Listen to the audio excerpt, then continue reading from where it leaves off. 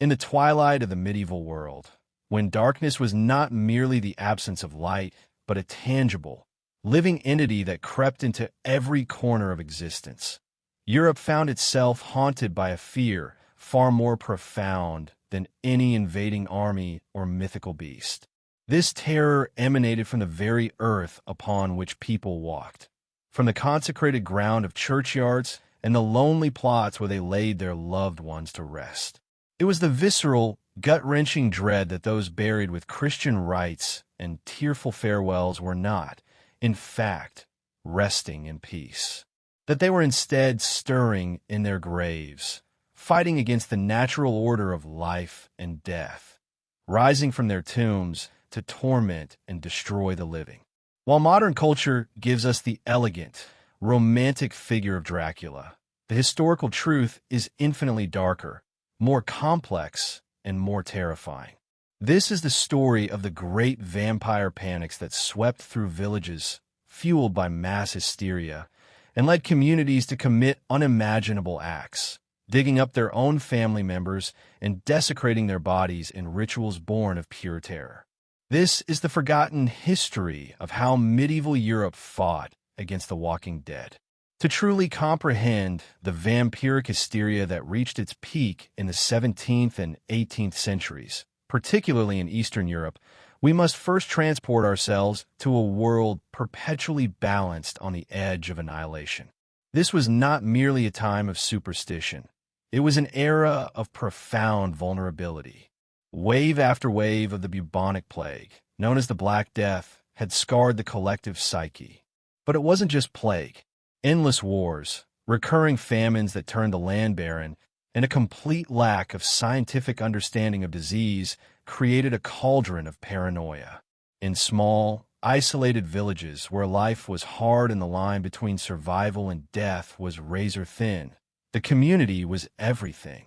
Any threat to its stability was met with extreme measures. When a mysterious illness began to spread, what we might now identify as tuberculosis, cholera, anthrax, or even rabies, it presented a puzzle that medieval minds could not solve with science. The symptoms were horrifying. Victims would waste away, growing pale and weak, sometimes coughing up blood. When multiple members of a single family succumbed in quick succession, or when a disease seemed to stalk a particular household, the search for a cause led not to germs, but to the supernatural. The logic, in its own terrifying way, was flawless.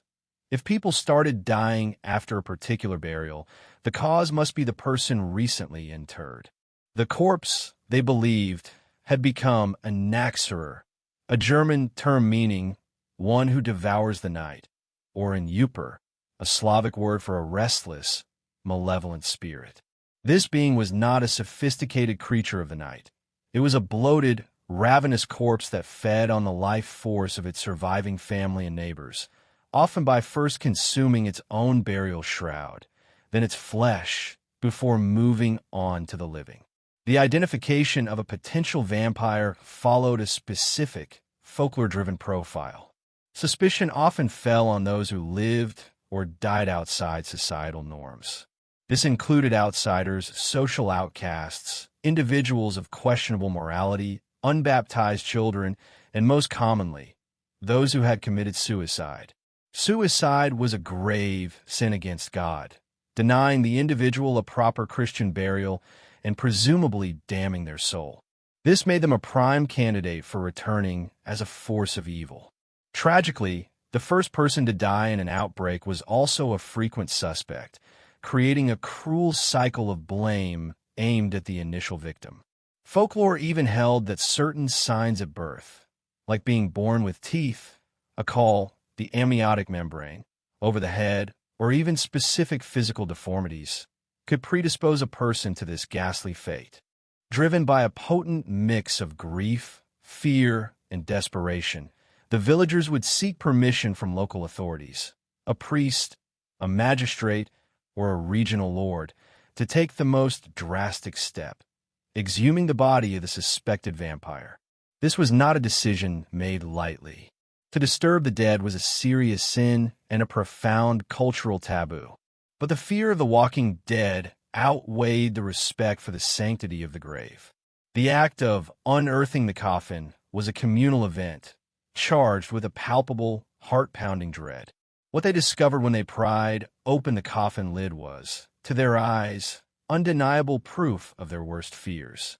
The natural and perfectly explainable process of decomposition was interpreted through a lens of supernatural terror.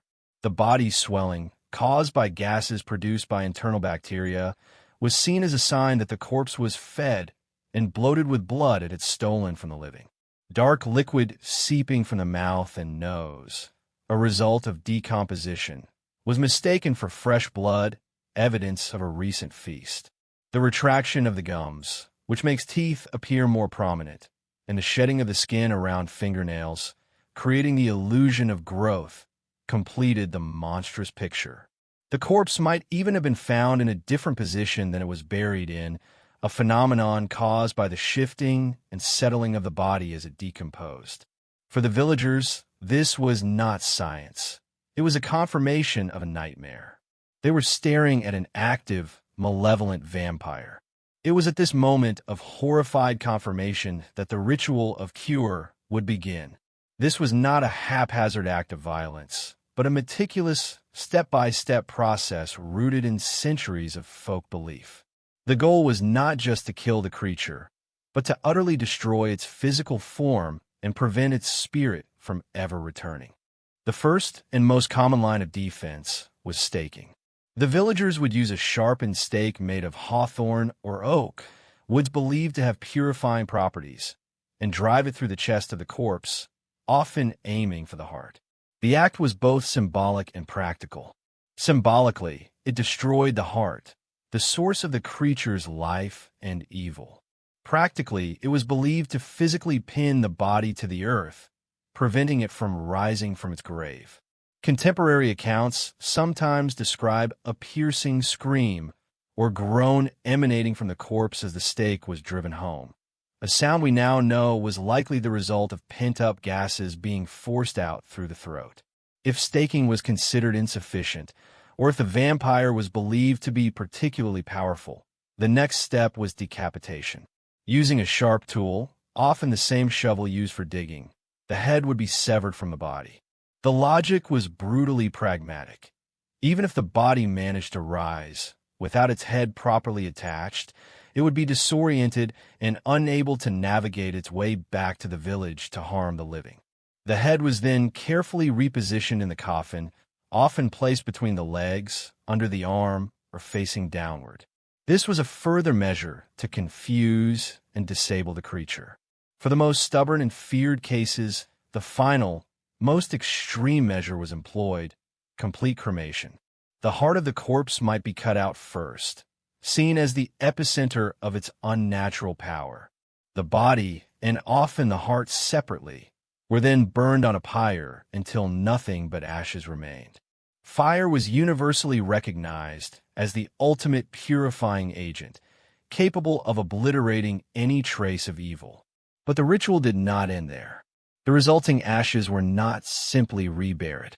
To ensure the vampire could never return, the ashes were scattered in a fast-flowing river, which would carry them away, or buried at a remote crossroads. Crossroads, as liminal spaces between worlds, were thought to confuse spirits, preventing them from finding their way home.